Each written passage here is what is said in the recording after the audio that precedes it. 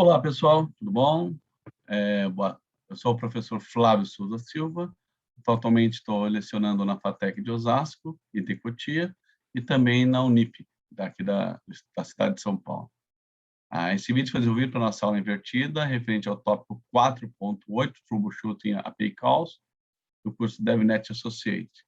Nele eu vou falar sobre os processos que nós temos, os problemas que nós temos com relação a uma chamada API, e algumas soluções que nós temos.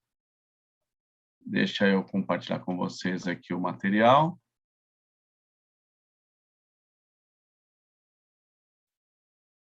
Ok. Então, vamos lá. Troubleshooting API Calls. Vamos falar um pouquinho de como lidar com alguns problemas com APIs. Ok. Então, o que acontece? Muitas vezes você faz uma chamada de uma API, faz uma solicitação, e você não recebe uma resposta positiva, você recebe um problema. Uma API não executou, uma conexão não foi feita, ou você fez uma requisição de algo que não dava para ser entregue, e aí você começa a ter alguns tipos de problemas, alguns tipos de defeitos. A grande maioria das respostas, né, elas estão baseadas em ou não responder ou em algum padrão HTTP, né? Então, vamos lá. Por exemplo, um problema, um erro de usuário. User erro. Você cometeu algum erro numa URI. Você foi manter uma URI, no caso, pega o exemplo aqui, nós temos a URI sandboxneck.cisco, e ele me respondeu request missing schema. Está dizendo que o esquema, quer dizer, a parte inicial, está com problema. Neste caso aqui, né, nós tínhamos esquecido de colocar o HTTPS, que é a parte do esquema dessa URI. Então, outro problema, nós podemos ter um domínio, um problema no nome do domínio, um erro no nome do domínio. Aqui é um outro problema. De repente, você colocou cisco.com e era uma outra cisco.com.br. Então, aqui é um outro problema, que é um problema de nome de domínio. Problema de conectividade. De repente, um proxy no meio do caminho, um firewall que não permite, uma VPN não autenticada, ou então algum problema de conectividade SSL, Secret Shell Layer. Então, você tem diversos problemas que você pode ter. Outro exemplo, você tem um certificado inválido, né? Você foi fazer uma conexão e você está com um certificado que não é mais válido. Então, vai dar um problema também, que a gente chama de inválido certificado. Exemplo, que tem um exemplo do SSL, do erro SSL, né? Então, essa é uma questão. Para você desconectar, né, quando a gente está usando o Python, na biblioteca request, você põe verificar igual a false. Aí você vai resolver esse problema de root certificado, né? Então, você consegue resolver desta maneira, não garantindo o certificado, porque você não quer testar o certificado naquele momento. Ok? Outro problema que a gente pode ter, né? Tipo de erros do lado do servidor. Sites, erros do lado do servidor. Por exemplo, a API Server Function. Por exemplo, problemas que você não teve conectividade. Você não acessou, não teve problemas de conectividade mesmo. A conectividade não completou aquele erro. Você vai apresentar um exemplo aqui do tipo exception, connect um erro.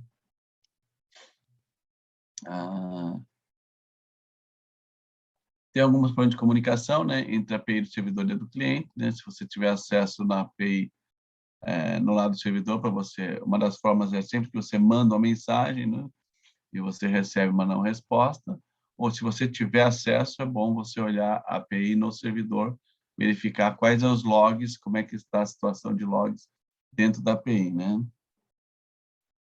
Lembrando que problemas de servidor você não consegue resolver do lado do cliente, né? O ideal é, no caso, você solucionar isso via ao seu servidor de APIs, para verificar que problema é esse, qual que é essa problemática que você está passando. Importante também saber interpretar, né, os códigos HTTP, baseado na RFC 7231. Então, por exemplo, a gente tem as categorias que é informacional, a solicitação foi recebida e continua em processo, né, que significa que foi aceito, está trabalhando. A conectividade 2 significa que você recebeu, foi aceito, está concluída com sucesso. A 3 significa que houve algum redirecionamento. A 4 foi um erro de cliente, você fez alguma solicitação com problema ou mal completado. E 5, um erro de servidor. Então, é importante, né, para resolver esse tipo de erro, você primeiro verificar o código de retorno para saber que atitude tomar. Segundo, verificar o corpo da resposta, né? Muitas vezes, dentro do corpo da resposta, vem mais informações, mais detalhes. E o status do código de referência para saber exatamente quem que é o responsável por esse problema, olhando o código e também o corpo da resposta. Também aí é outro caso. Então, saber exatamente ler essas respostas é extremamente importante. Os códigos com início 2 e início 4, que é 2 com erro, né, na verdade, e client-side service, você consegue trabalhar. É um problema bem comum com o código 4 é um bad request, né? O que é um bad request? Eu fiz uma solicitação com problema. Por exemplo, eu completei errado a minha solicitação. A minha solicitação de curso, por exemplo, eu pedi um arquivo que não existe, eu pedi para rodar uma aplicação que não está completa, ou eu passei um parâmetro que a aplicação não entende. Outro problema é a síntese do JSON. Você lá é XML, você usou JSON, você usou alguma questão neste sentido, né? Aqui eu tenho 2 exemplos, né? Eu estou fazendo uma solicitação aqui. Qual é o problema que eu tenho aqui? Que eu mandei... esse é o problema que vai retornar um código 400, né? Porque eu estou solicitando... Eu não defini que campo que eu teria que definir. Tá vendo? ID aqui, ó.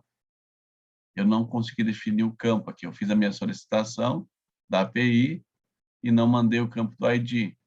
Eu teria que ter mandado o campo do ID para saber exatamente qual é a conexão. Então, ele vai dar um problema de código 400. 401, né, normalmente significa que ele está não autorizado.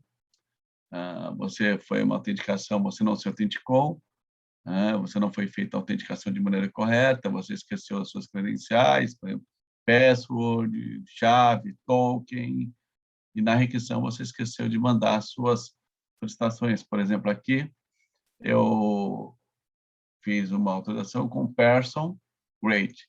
Então, eu coloquei aqui no início, né, a autorização, usuário e password.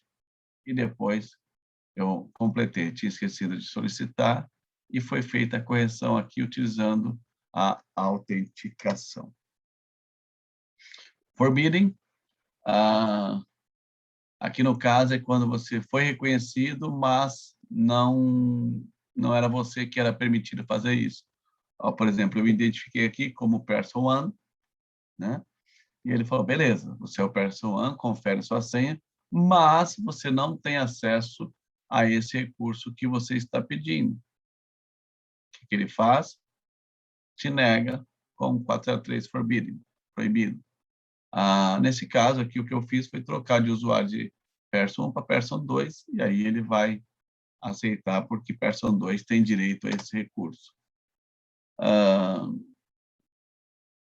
O 407, né, que no caso, quando o proxy não te aceita, né, proxy é necessário uma autenticação de proxy, e você não fez. Ou o 409, né, a associação não pode, porque tem um conflito do alvo, né? Você tem um conflito aí de conectividade, e aí você tem que resolver isso com esse conflito com o servidor. Outro 415, que não suporta mídia, por exemplo, você fez uma solicitação com XML, você coloca aqui content type XML, e, na verdade, o servidor está preparado para trabalhar com JSON. O que acontece? Você vai dizer, olha, XML eu não sei trabalhar. O que eu mudei foi o content type de XML para JSON, e ele aceitou. Então, são alguns probleminhas que tem. Você pediu uma forma de escrita, que é o XML, e ele falou que só aceitava JSON. Aqui alguns códigos 500, né? erro interno do servidor, né? Foi feita uma, uma, uma solicitação que deu um erro no servidor, ou não implementado, significa que você não está implementando o que você está pedindo. Aqui, bad gateway significa que você teve algum problema no servidor de borda, né? No servidor de entrada para conectividade. Servidor não service unavailable, que é o 503. O servidor está indisponível, né? E o timeout, que é o tempo encerrado, você demorou muito para receber a resposta, então ele considerou que você ficou muito tempo conectado ou o tempo acabou, ok? São aí códigos do nível 500 de uma chamada de API. Então, só para a gente dar uma reforçada aqui, é muito importante você estudar as respostas de problemas que você teve. Sempre à luz desses 5 códigos. 1, 2, 3, 4, 5. O primeiro, informal. O segundo e o quarto, aceito ou erro. O terceiro, que é o redirecionamento. E o 5, que é o erro de servidor.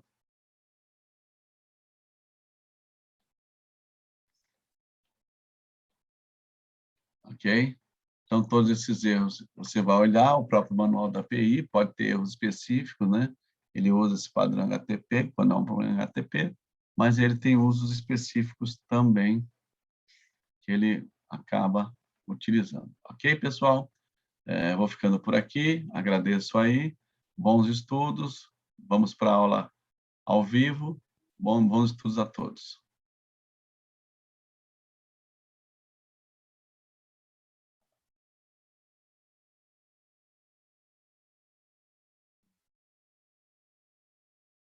Parar a gravação aqui.